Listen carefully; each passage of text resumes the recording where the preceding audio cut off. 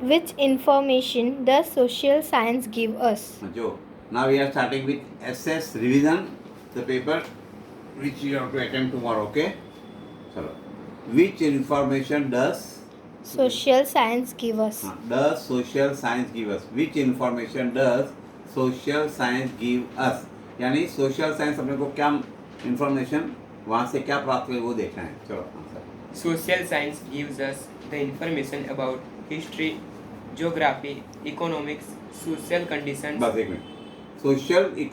Social science gives us information about history, geography, economics and social conditions. social conditions. Present social life. हाँ, present social यानी ये सब अलग अलग क्षेत्र की अलग अलग जानकारी हमको इसमें से प्राप्त होती है. etc. ऐसे बस ये तो Second. हाँ. Coins are the important tools to know history. Coins are the important tools to know history. यानी क्वेश्चन नंबर 2 है ना. Yes, sir. हाँ. See, it is question number 3. These questions I am just briefing you. 12 questions are there. We are coming to question number 2. So coins. Coins are the important tools to know history. Coins are the important tools to know history. यानी coins यानी सिक्के एक important media है. tools यानी media है जिससे अपने को हिस्ट्री के बारे में जानकारी होती है. Because coins gives us information like kings. वाह. देखो इसका आंसर क्या है. Because coins give us information like kings. coins सिक्के अपने को क्या माहिती देते हैं. अपने को क्या जानकारी प्राप्त होती. तो राजा के बारे में. किंग्स जो उस जमाने में कौन से राजा राज किए उसके बारे में. तो किंग्स. रिलीजियंस यानी किस प्रकार का धर्म चल रहा था. And culture of old times यानी पुराने जमाने में क्या संस्कृति किस प्रकार की संस्कृति लोगों में थी वो अपने को जानकारी मिलती है. Coins are the base of social economic and political structure. Coins are the base of social. हाँ, base of social economic and political structure यानी सोशल इकोनॉमिक और पॉलिटिकल स्ट्रक्चर उस पर जो पीढ़ी बनी उसके बारे में हमको जानकारी मिलती है. They give information of Greek kings. They give information of Greek kings. Greek kings यानी उस जमाने में ग्रीस कंट्री में जो लोग राजा रहते थे उनके बारे में. यानी ग्रीस के रहने वाले को ग्रीक बोलते हैं. ग्रीक किंग्स यानी ग्रीक किंग्स जो राजा ग्रीस के जो राजा लोग राज कर रहे थे उसके बारे में. Mauryan age and Gupta age. Maurya age और गुप्ता एज. मौर्य वंश और गुप्ता वंश. ठीक. Third question. 10 मिनट होता है ना पर वीडियो कराऊँ. हाँ सर. हाँ सर. है हाँ sir. Third, which are the sources to know history? Question number 3. Which are the sources to know history? यानी हिस्ट्री की जानकारी के लिए क्या अपने को आधार किस आधार से हम जाते हैं. सोर्सेज मतलब जहाँ से हमको उपलब्ध होता है वो कहाँ से जानकारी प्राप्त होती है. Give information about any one source. Give information about one source. कोई भी एक सोर्स के बारे में हमको लिखना है जहाँ से जानकारी प्राप्त है. अलग अलग जगह से तो अपने को सिर्फ एक सोर्स के बारे में जानकारी प्राप्त करनी है. ध्यान से the sources of information of history. The sources of information of history यानी अपने को जो जानकारी कहाँ से उपलब्ध है उसके बारे में देखिए. The sources of information of history are क्या है. Are coins of copper. हाँ, पहला था क्या है कॉइन्स. अपने को इतिहास की जानकारी कहाँ से हिस्ट्री के बारे में. Coins of copper and gold. Copper and gold यानी तांबे और सोने के सिक्के के अलग अलग. देखो उस जमाने में तो राजा के उसके जो फोटोग्राफ थे राजा का नाम आगे छपता था और क्या क्या राज किया क्या क्या राज जीते वो भी कभी कभी पीछे छापते थे लोग. टिकट्स यानी स्टैम्प्स. स्कल्पचर्स यानी मूर्तियाँ. गैजेटर inscriptions.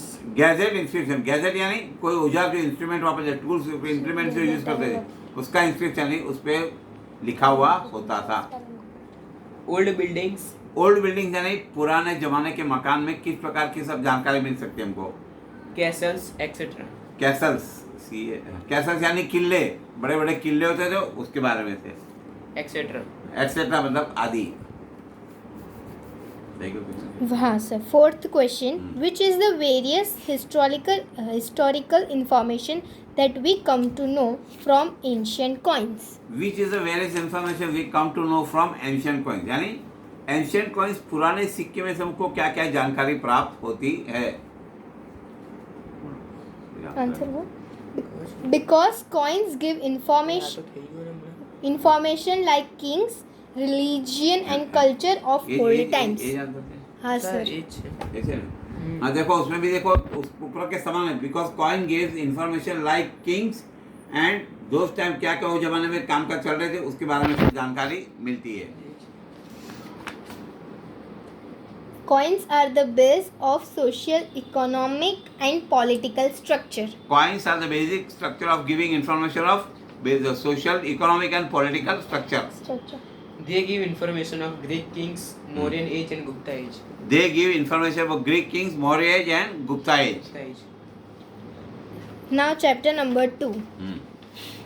First, primitive man's time is called the Stone Age. Primitive man's time is called the stone age, यानी पुराने आदि जमाने के लोगों का जो समय था उसको स्टोन काल यानी पत्थरों का जमाना कहा करता था. क्यों? उस जमाने में पत्थर ही इस्तेमाल होते थे. The implements, weapons and caves were with the help of stones. Where with the help of stones. Where Where the implements, weapons. Where made लिखने का made. The The implements, weapons and caves weapons and caves were made of were stone. made of with the help of stones. were made with the help of stone. देखो उस जमाने में कोई ऐसा लोखंड के सब उसका परख नहीं हुई थी, इसलिए उस जमाने में पत्थर के लोग अपने को प्राणी से बचने के लिए पत्थर को नुकीले पत्थर रखते थे, तो पत्थर का इस्तेमाल करता था. इम्प्लीमेंट्स भी बनते थे, घर के आगे भी पत्थर के बड़े बड़े ढेर रखते थे ताकि उनको एनिमल से बचाव हो सकता था. कोई भी चीज़ में पत्थर का ज़्यादा इस्तेमाल होता था. So primitive man's time is called the Stone Age. इसीलिए so primitive man is called the stone age. इसीलिए पुराने ज़माने के आदमी के ज़माने को क्या पत्थरों का ज़माना कहा जाता था. Second, how was the life of primitive man before the invention of fire? How was the life of primitive man before the invention of fire. हमें रखा हाँ sir. People live a nomadic life going from one place to another. देखो जब fire की खोज हुई उसके पहले लोग किस प्रकार का जीवन जीते थे. तो लोग people lived a nomadic life of going from one place to another. Nomadic means wandering here and there. इधर से उधर घूमते थे. किसके लिए? For in the search of यानी उनकी तलाश में क्या कि फूड, क्लोथ एंड शेल्टर. समझे? खाने के बारे में, कपड़ों का शेल्टर. इसलिए वो लोग वहाँ पे इधर उधर घूम रहे थे, एक जगह पे स्थायी जीवन बिताते नहीं थे. He ate raw meat. He ate raw meat, flesh of animals and used plant leaves and bark of trees to cover their bodies. He used to eat raw meat. Raw meat यानी कच्चा मांस खाते थे. Flesh of animals and cover their body with the help of plant leaves and bark of trees. यानी पेड़ से और पेड़ के जो बड़े बड़े हिस्से होते हैं डालियाँ उससे और लीव्स पत्ते से अपने शरीर को बदन को ढांकने की कोशिश करते थे.